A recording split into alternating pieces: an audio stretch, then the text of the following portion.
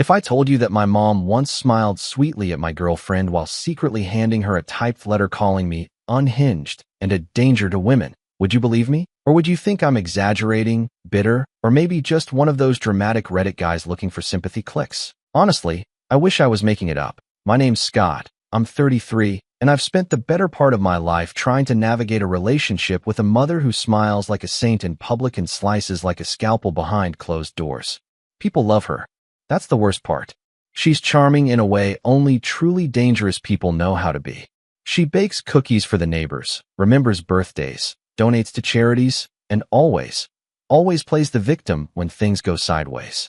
I used to think I was the problem, that maybe I was just too sensitive, or that I didn't appreciate all the sacrifices she made for me. But the older I got, the more I realized she wasn't sacrificing. She was investing in an image. And anyone who dared to scratch beneath the surface got buried in sweet-smelling lies and passive-aggressive guilt. It didn't start with my ex. That was just the final straw. If I had to pinpoint when it all began, I'd probably go back to middle school. I was 13, struggling with pretty bad anxiety, which back then nobody really talked about. I'd get panic attacks before tests, or even just going to gym class. I wasn't athletic, and I definitely wasn't cool, so I got picked on a lot. But I was smart. Too smart, she used to say. Scott, no one likes a know-it-all. Scott, you're going to make people uncomfortable if you correct them like that. Scott, stop fidgeting, you're embarrassing me. That was the word she loved, embarrassing. It came up in every fight, every scolding, every moment I tried to just be myself. I'd make a joke she didn't find funny, embarrassing. I'd get emotional watching a sad movie, embarrassing. I'd try to explain something I learned in science class, and she'd cut me off with that tight-lipped smile. Scott, no one cares about that. You're making people uncomfortable. The thing is, she never yelled. Not once. My dad did sometimes. He wasn't a bad guy, just frustrated and tired and quietly fading into the background. But Mom? She weaponized calm. She'd lower her voice when she was angry, not raise it. She'd smile wider when she was furious. And every correction came gift-wrapped in sweet, concerned language. I'm only telling you this because I care. You'll thank me one day, sweetie. I just want you to have friends. I didn't realize how much that shaped me until I moved out for college. I chose a school on the other side of the country, Boston to LA, just to breathe. And for the first time in my life, I made real friends. Friends who liked the same weird sci-fi books I did, who didn't flinch when I got too excited about quantum mechanics or ancient mythology. I felt like I was finally becoming someone outside her shadow. And for a while, she seemed okay with it. Weekly calls, the occasional care package, even a proud of you text once when I got into the honors program. But that was the calm before the storm. When I started dating Claire, my first serious girlfriend, everything changed. At first, Mom pretended to like her, sent her a welcome gift, complimented her photos on Facebook, even invited her to Thanksgiving. But little things started slipping through. Backhanded compliments. Questions about Claire's family that felt more like subtle interrogations. She's very pretty, Scott, but does she challenge you intellectually? Her parents seem casual. Do they value education the way we do? You're so sensitive, sweetie. I hope she understands that. Claire laughed it off. I did too. I didn't want to believe she was doing it again. Not this time. Then, about 9 months into our relationship, Claire started pulling away. She stopped calling as much. Got quiet when I asked her what was wrong. And one night, after I flew home to surprise her for her birthday, she broke up with me. No big fight. Just a quiet conversation on her front porch while I stood there holding a box of her favorite pastries. She said, "You're unstable." Claire whispered, not even meeting my eyes. She told me you had violent outbursts, that you were manipulative, that I needed to be careful. My stomach dropped. My mom told you that. Claire just nodded. I didn't want to believe her. I really didn't. But she seemed so sincere. And then I started noticing little things. The way you get quiet sometimes. The way you don't talk about your feelings. I don't know. Maybe she's right. Maybe you're not ready. I didn't even fight it. What was the point?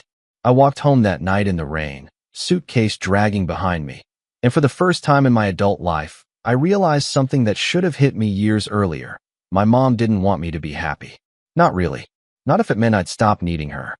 Not if it meant someone else saw a version of me that she couldn't control. That night broke something in me. But it also lit a fuse. I didn't scream. I didn't call her to confront her. I didn't even tell her I knew what she'd done. I played along, smiled on our weekly video calls, sent her flowers for Mother's Day, replied to her messages like everything was fine, because I was done playing defense. If she wanted to shape narratives, fine. I could do that too. So when her 60th birthday started creeping up and she asked me, sweet as ever, if I'd handle the guest list for her big celebration, I said yes. I smiled. I took notes. I promised to make it unforgettable. And I meant it. But before I get to the party, you need to understand just how deep this rabbit hole goes. Because what she did to Claire, that wasn't her first time. Not even close.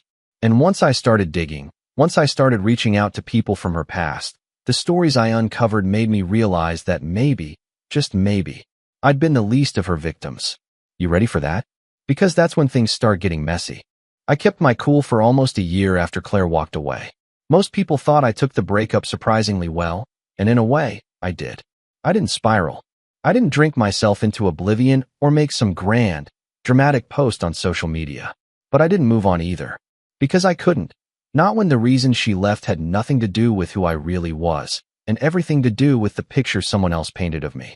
I didn't stop thinking about that porch conversation. The way Claire's voice trembled. Not with fear, just uncertainty. Like she didn't know which version of me to trust. The one who had stayed up all night with her during her finals week, making flashcards and cooking pasta, or the one her mom whispered about over coffee with mine. The unstable one. The dangerous one. The fiction. But a well-told fiction is often more powerful than truth, especially when it comes from someone with perfect posture and a church mom voice. My mom's not loud. She never has been. But she doesn't need to be. Her weapon of choice has always been subtlety, picking at reputations like threads, unraveling people one half-concerned comment at a time. And the worst part? She does it with the full confidence that she's helping, fixing, correcting, making people better. She sees herself as some twisted Florence Nightingale with a step-forward smile. After Claire, I started paying closer attention to everything. Her tone, her word choices, the way she talked about other people. I started noticing patterns I'd ignored for decades, like how she always emphasized the parts of my life that were failures, but framed them as gentle concern. Oh, Scott struggled in school growing up, but he's doing his best. Scott's always been a little anxious, but he's very smart. He's such a sensitive soul. Sometimes that makes life harder for him. Those weren't just innocent comments. They were character summaries. And she'd been narrating my life to others like that since I was a teenager. That became clear when I ran into one of my old high school friends, James, at a conference in Chicago. We grabbed dinner, reminisced for a bit, and somewhere between appetizers and the main course, he said something that knocked the wind out of me. You know, James said, swirling his drink, your mom once told my parents you were seeing a therapist because you had rage problems. That you punched a wall or something. I blinked. What? Yeah. I remember because my mom got all weird about me hanging out with you for a few months after that. Thought you had some kind of anger issue. But you were always just kind of chill. I laughed, but it sounded hollow. I've never punched anything in my life. Except maybe a pillow. James shrugged. Guess it was just one of those weird rumors. No idea where it came from. I knew exactly where it came from. That conversation haunted me on the flight back home. And it was the final push I needed to do something I'd never dared before. I started contacting my mom's past. Not mine. Hers. I began with her exes. Quietly. Carefully. I used my middle name, changed my email signature, even created a fake Facebook account under the alias Ben Riley, just to avoid tipping her off. I wasn't trying to catfish anyone. I just didn't want them to hear Scott and immediately shut down. It was easier than I expected. Turns out, she'd burned more bridges than I thought.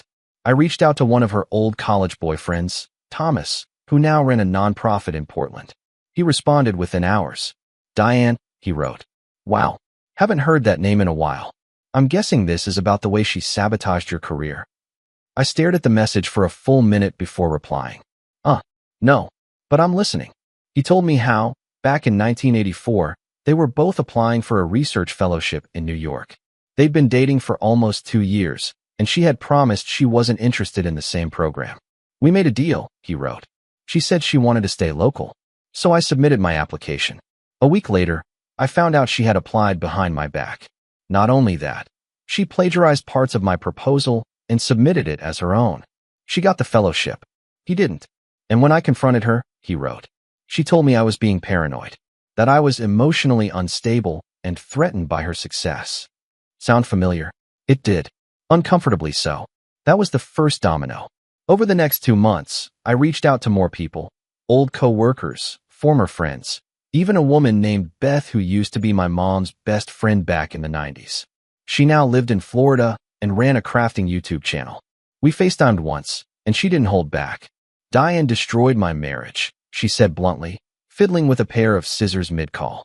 I trusted her, told her things I didn't even tell my therapist. And one day, my husband starts acting weird. Cold. Distant. I found out she'd been calling him, saying I was having an affair, saying I was mentally unstable. All lies. Every single one. And you know what the worst part is? She convinced our entire friend group that she was just looking out for him, that she was concerned, like some kind of guardian angel. But she just wanted to break us up. And she did. It wasn't just betrayal. It was a pattern, a web, and I was starting to see just how big it was. Meanwhile, on the surface, Mom was busy planning her big 6-0. She'd decided she wanted a garden party. Elegant but casual, she said. Just family and close friends. Maybe 30 people at most. Of course, she handed me the guest list to manage. Gave me free rein, as long as I stuck to her vision. I nodded, smiled, took notes. But in the back of my mind, the fuse kept burning. And then came the breaking point. It was a Tuesday evening. Nothing special. I had stopped by my parents' house to drop off some stuff for the party, catalogs, vendor lists, sample menus. Dad was out. Just me and Mom. She made tea. We sat in the sunroom, light streaming through the windows like something out of a Hallmark movie. She was in her element. Polished, poised, perfectly pleasant. Until she pulled out a manila folder and said, "By the way, I've been meaning to talk to you about something." I was instantly on alert. "What is it?" She slid the folder across the table. "It's a printout of your social media posts. Some of the things you've been sharing lately, they concern me." I opened it. Inside were screenshots of tweets, Facebook shares, even an Instagram story I posted months ago about mental health advocacy. Nothing inappropriate. Nothing alarming. Just vulnerable stuff. "Mom," I said slowly, "why do you have this?" She folded her hands neatly. "Because I worry. I really do. And I think you're broadcasting some things that could damage your reputation. Especially if you ever want to get married. Or find a new job. Employers look at this stuff, Scott. So do women." I stared at her. "You went through my accounts?" She tilted her head. "They're public. And it's not just me who noticed. A few people from church mentioned your posts. Said they were worried." "Worried about what?" "That I care about mental health. That I speak up about anxiety and trauma." "Sweetheart," she said, with that nauseating calm, "people don't like messy. They like strength. Confidence. Not this." And there it was. Not this. Not me. Not the me who finally found the courage to talk about the things she spent decades suppressing. Not the me who was slowly reclaiming a voice she'd spent years reshaping into a shadow of herself. I stood up. My hands were shaking, but I wasn't afraid. "Not anymore. You did this to Claire, didn't you?" Her eyes flicked up. "What are you talking about?" "You told her I was dangerous. Unstable. You're the reason she left." She didn't deny it. Just looked at me with that infuriating calm. I only told her what she deserved to know. And just like that, the fuse reached the dynamite. I walked out of that sunroom without another word.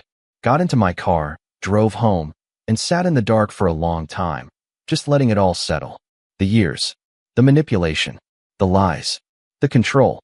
And then I opened my laptop, pulled up the party spreadsheet, and started making some edits. I didn't delete her guest list. I expanded it. Because if Diane wanted a celebration, I was going to give her one she'd never forget. But not just yet. First, I had some more phone calls to make. And some very interesting invitations to send. Rock bottom doesn't always look like it does in the movies. There's no dramatic montage, no broken mirrors scene, no rain-soaked breakdown on a park bench. Sometimes, it's just the quiet moments when you look around and realize you're completely alone, and the people who are supposed to love you most might never have loved you for who you really are. After that final conversation in the sunroom, something inside me fractured. I wasn't angry, not in the screaming, punching walls kind of way. It was quieter than that. Like a light had gone out. I stopped answering her calls. Stopped replying to her texts. I needed space, and I didn't trust myself to keep pretending. Not anymore.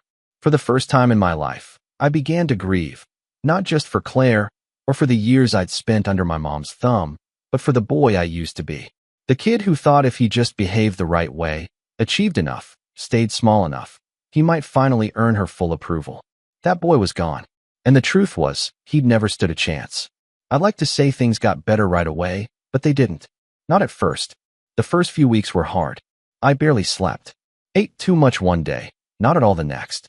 Work felt meaningless. I was doing freelance UI design at the time, mostly startup projects and client websites, and I started falling behind. One particularly bad week, I missed a deadline and lost a decent client. Another ghosted me entirely after I pushed back on some unreasonable changes. I didn't tell anyone what I was going through. My dad had always been a passive observer in the chaos, quiet and neutral, like Switzerland. He loved me, I think, in his own silent way, but he never intervened. And after years of enabling her, I wasn't ready to confide in him. My friend group was scattered, mostly old college connections who were now married, busy, or distant. I tried calling James once, the high school friend I'd seen in Chicago, but I hung up before he answered. I didn't know how to explain any of it without sounding crazy. My mom has been psychologically dismantling me since I was a teenager. Isn't exactly easy to slip into casual conversation. But in that darkness, something unexpected happened. I started writing again. It had been years since I'd touched a blank page for myself. Not client work, not marketing copy, just me, my thoughts, my voice. It started with a few scattered journal entries, then became longer reflections. I poured everything out, memories, doubts, moments I'd buried deep because they were too confusing to process at the time. I wrote about how Mom used to tell me I was too dramatic when I cried after school, even though I'd been shoved into a locker. How she'd made me apologize to a teacher who mocked me in front of the class. How she once told me, at 17, that if I didn't fix my attitude, no woman would ever love me. Writing gave me distance. It let me hold the truth in my hands instead of just in my chest. Eventually, I started posting some of it anonymously on a blog, just essays about growing up under emotional manipulation, about reclaiming identity, about healing. I didn't expect anyone to read them. I just needed a place to put the pain. But then one post went semi-viral. It was called The Smile That Cuts, Surviving a Parent Who Weaponizes Niceness. Within a few days, it had over 10,000 views. I started getting emails, first from strangers, then from therapists, advocates, even a few teachers. People telling me they saw their own parents in my words. One woman wrote, "I thought I was the only one. Reading this made me feel less crazy."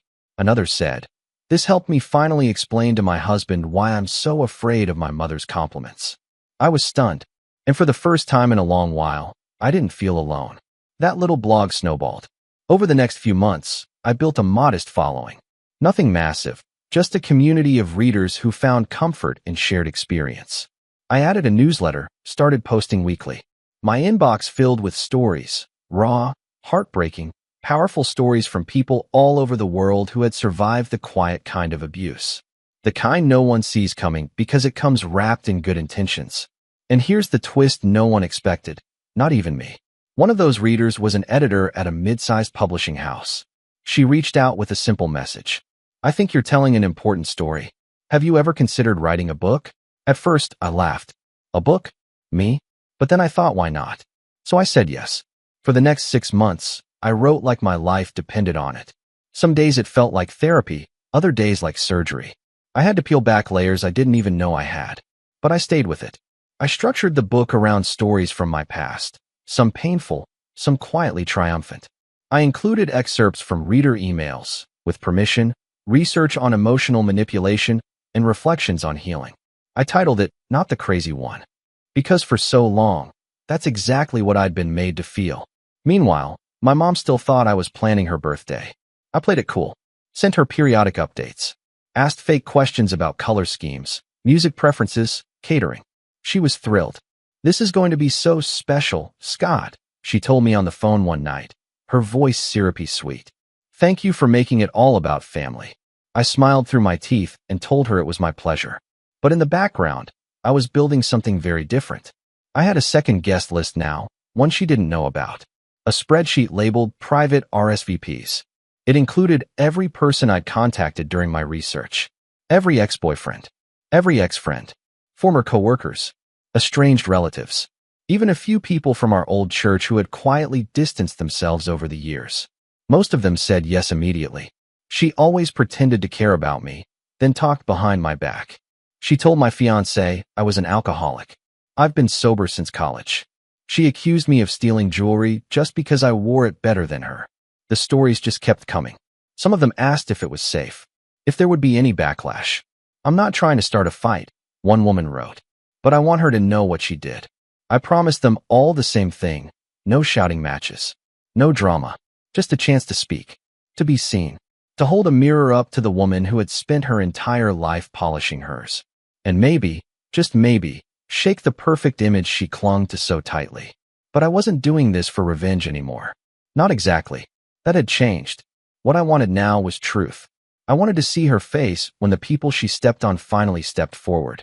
I wanted to show her that the narratives she'd crafted weren't airtight, that the world she controlled with a smile and a whisper was starting to crack.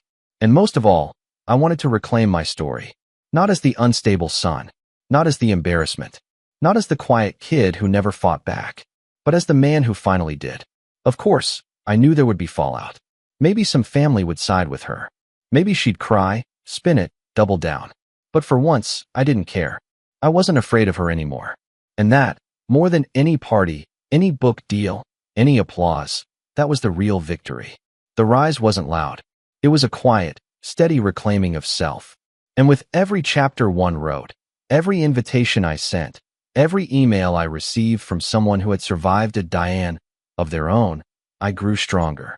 She had torn me down for years. Now, I was building something better. Not just for me, but for everyone she tried to silence. And her 60th birthday? That was going to be the stage. Not for revenge, for truth. But I still had one final surprise in store. One name on the list she never expected. One person whose story would hit harder than all the others combined. And when she saw them standing in that garden, drink in hand, looking her dead in the eye, that was going to be the moment everything changed. By the time May rolled around, barely a month out from my mom's 60th birthday, I had everything I needed. The stories, the names, the receipts. My email threads were stacked, my spreadsheet was color-coded, and my nerves were wired tight. Every single night, I lay awake rehearsing different outcomes. Would she cry? Would she explode? Would she go quiet, play the victim, and start spinning a counter-story on the spot like she always did? Didn't matter. Because for once, I was ahead of her, and I wasn't going to blink. But if I was going to pull this off right, I needed precision. This wasn't just about inviting people she wronged. It had to be curated, structured, strategic. If I went in guns blazing, it would look like an ambush, and then she'd have the perfect excuse to discredit everything. She'd twist it into, Scott's always had a flair for drama. I think he needs help, honestly. And everyone who didn't know better would believe her. No, I needed to let the truth speak for itself. I had to stage it like a mirror she couldn't look away from. So I split the event into two lists. List A was her official party, the one she knew about. A carefully pruned group of 30 close friends, church ladies, wine club pals, and a few distant cousins she still talked to. We booked a beautiful garden venue about 20 minutes from town, the kind of place with string lights, a gazebo, and overpriced finger food. She loved it. List B, though, that was mine. I booked a second venue, less polished, more intimate, just across the street. A private room in a historic community center with sliding glass doors, a sound system, and, crucially, a full wall of windows that faced the garden venue's west lawn. It was perfect. The idea wasn't to disrupt her party. That would be too easy, too obvious. I wanted her to enjoy herself, float around in that self-made spotlight, toast her curated image. And then, when the time was right, I'd give her the second act. But I needed a hook. That's when I thought of the photo wall. Mom had always loved memory boards, those cork things with Polaroids from vacations, school plays, weddings. She'd kept one in the hallway for years, always changing the photos depending on who came over. One month, it was my childhood school pictures. The next, it was her charity work with the garden club. So I decided to build my own. I emailed everyone on List B and asked them for one thing: a photo of themselves from the year they were closest to my mother. A moment in time, frozen, when they trusted her, loved her, before everything unraveled. I paired each photo with a short quote from our conversations, just 1 or 2 lines. Nothing dramatic, just the truth. She told me I was too emotional to be a good wife. She said I reminded her of someone she couldn't trust. She smiled and said I'd never be enough for Scott. She told me I should be grateful she still invited me. Each quote went under a photo. Black frame, white background. Simple, clean. The effect was devastating. When I finished hanging them in the community center, I stood back and stared at the wall of quiet grief and subtle strength. These weren't accusations. They were revelations. Proof of a pattern. A life's worth of manipulation, one frozen smile at a time. And still, there was one more thing I hadn't done. I hadn't talked to Claire. I don't know why I waited so long. Maybe part of me was scared she wouldn't want to be involved, or that seeing her again would tear open something I'd finally begun to heal. But I couldn't shake the thought. She deserved to know the truth too. So I wrote her an email. Not a plea, not an apology, just honesty. Hey Claire, I know it's been a long time, and I'm not writing to reopen anything. I just wanted to tell you that I finally understand what happened. It wasn't you, and it wasn't me either. I've spent the last year learning the truth about my mom, really learning it. And I've talked to a lot of people who were hurt by her in ways that look eerily familiar. I don't expect a response. But if you ever want to talk, or if you want to hear what I've learned, I'll be at the community center across from her birthday venue on June 10th, 6 p.m. No pressure, just truth. I stared at the screen for a long time before hitting send. And once I did, I didn't check my email for 2 days. When I finally opened it again, there it was. A single line reply. I'll be there. I don't know how long I sat there, just staring at that sentence. But it was the first time in months I cried without shame. It felt like closure waiting on the horizon. And then, almost as if fate wasn't done yet, came the last piece of the puzzle. I got a call from my cousin Daniel. He was one of the few relatives who distanced himself from the family years ago, but I never knew why. We'd been close as kids, until one summer he just stopped showing up to reunions. I asked Mom once, and she said something vague about substance problems and bad decisions. But now he was calling me. I heard about the guest list, he said, his voice gravelly but steady. Saw your post on that Survivor blog. You still taking names? I hesitated. You want to be part of it? There was a long pause. She told my wife I cheated on her, he said finally. Said it was her duty as a Christian woman to tell the truth. She handed her a fake email thread she claimed she found on my computer. My wife left me. Took the kids. I lost everything. Took me 4 years to prove it was fake. I couldn't speak. And you know what the worst part is? He said. She said she was helping. That same phrase. Over and over. She always thought she was helping. I added his name to the list. By the end of that week, the final head count was 47. 47 people from across 4 decades, all with different stories, different scars, but the same common thread, Diane. And for once, she had no idea what was coming. June 10th arrived faster than I expected.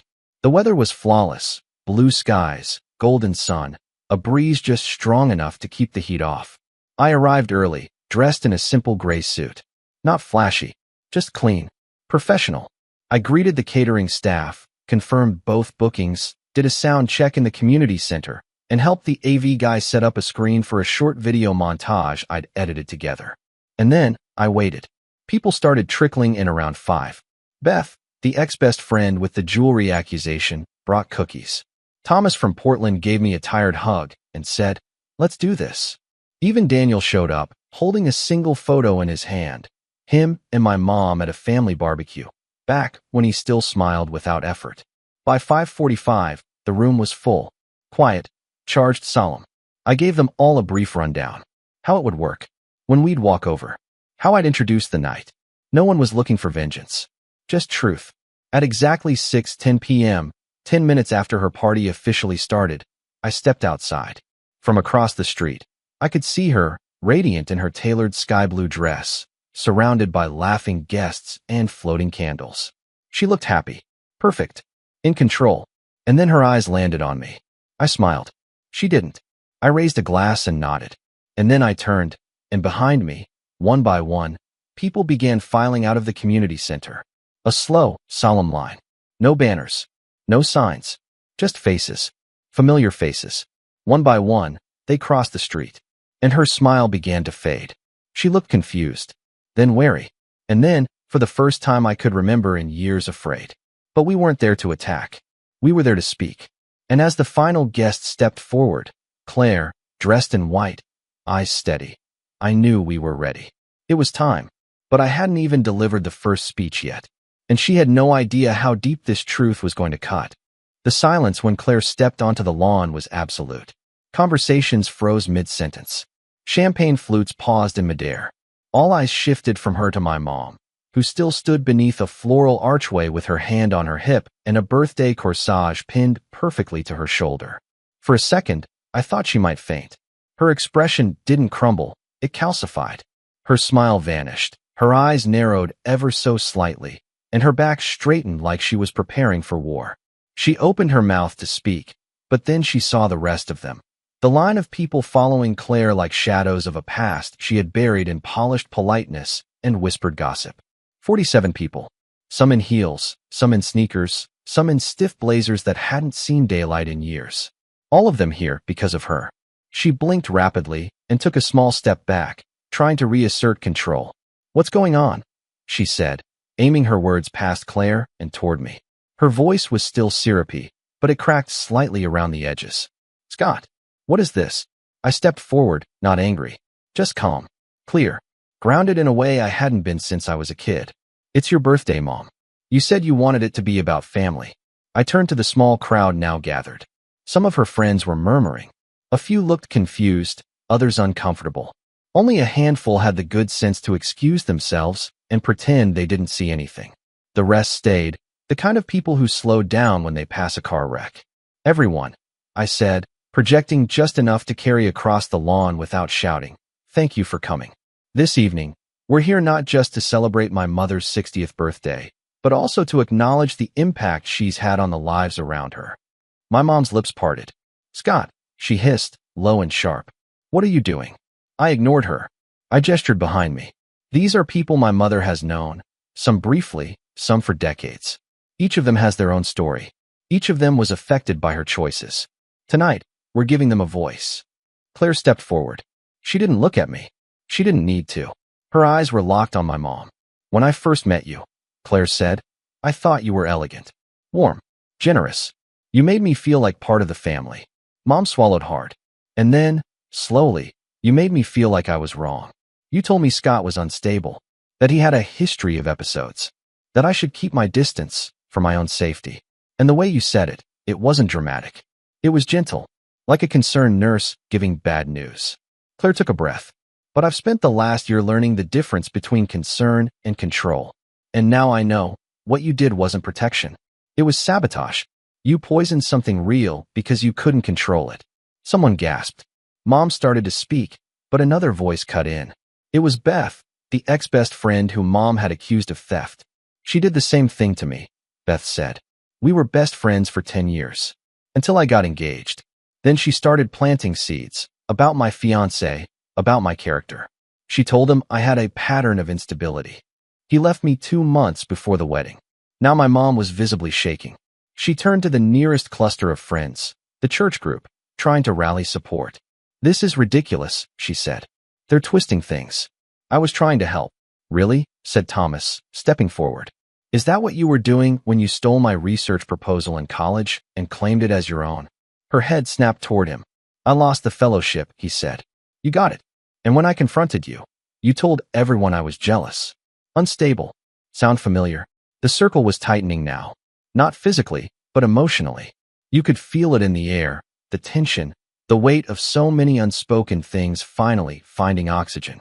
My mom took a shaky step backward, bumping into the side of the flower arch. "This is a setup," she said. This is slander." "No," I said gently. "This is the truth. And it's been waiting for you." I nodded toward the far end of the garden, where we'd set up a second photo wall. A few guests turned to look. One of the AV guys, a friend I'd hired to run the setup, tapped the space bar on a laptop, and the screen flickered to life. A slideshow began. 47 faces. 47 quotes. No narration. No music. Just truth, in black and white. People murmured. Some looked visibly shaken. Others kept watching, eyes wide. And then, right in the middle of it all, came a photo of Daniel, my cousin. He stepped forward. She told my wife I cheated, he said. Forged emails. Destroyed my marriage. I didn't know it was fake until it was too late. He pulled a folded sheet of paper from his jacket. Here's the forensic report from the tech expert who confirmed the metadata was altered. He passed it to one of the guests, who held it like a bomb. And then Daniel looked her dead in the eyes. I would have taken that to my grave, Aunt Diane. But not anymore. She opened her mouth, maybe to deny it, maybe to cry, but she never got the chance. Because then came the final blow. My father. He hadn't said a word all night. He'd been standing off to the side, pale, hands clasped like he was praying. But now he stepped forward. And when he spoke, his voice was quiet, but it carried. I knew she was difficult, he said, but I didn't know how far it went. He turned to face the crowd. I stayed silent for years because I thought I was keeping the peace. But peace built on silence isn't peace, it's denial. And I want to apologize. To my son. To all of you. For not speaking up sooner. My mom looked like she'd been struck. Her eyes darted from person to person, searching for an ally, a lifeline, someone, anyone, to defend her. But no one moved. And in that moment, she was finally, undeniably alone. She dropped her glass. It shattered on the stone path, the sound sharp as a slap. I've done everything for this family, she said, her voice shaking. Everything. And this is how you repay me. No, I said. This is how we free ourselves. She let out a small, bitter laugh. You're going to regret this. All of you. You think you're heroes, but you're just children playing with fire. I'm not a child, I said quietly. I'm your son.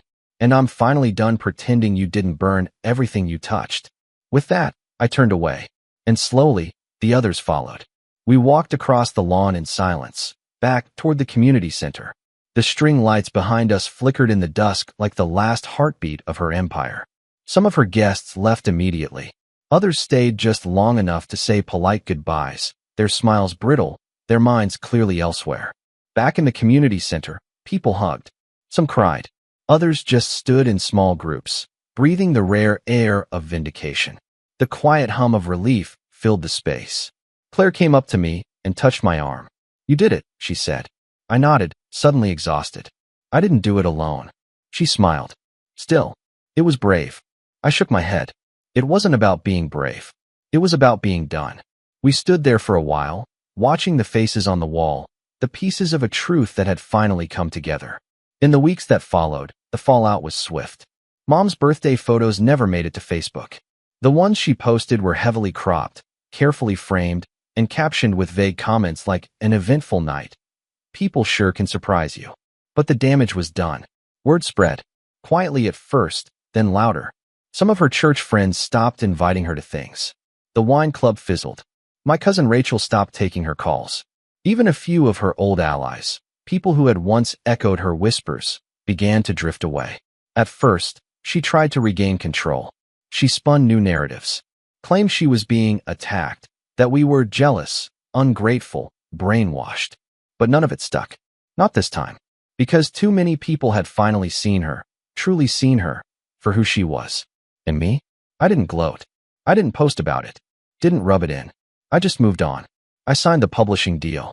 The book came out 6 months later and found its own quiet audience. I started therapy again. Real therapy, not the guilt-laced talks Mom used to weaponize. I reconnected with Claire. Slowly. Carefully. We weren't rushing into anything, but we both knew something real had been salvaged from the wreckage. Most importantly, I felt free. Not happy all the time. Not healed overnight. But free. And that was enough. One day, months later, I got a letter in the mail. No return address, but I recognized the handwriting. My mom. Inside was a single line. You've humiliated me. I hope it was worth it. I stared at it for a moment, then folded it up and dropped it in the shredder. Because she was wrong. It wasn't humiliation. It was accountability. And yes, it was absolutely worth it. Final line. I didn't ruin her birthday. I just let the truth be the guest of honor.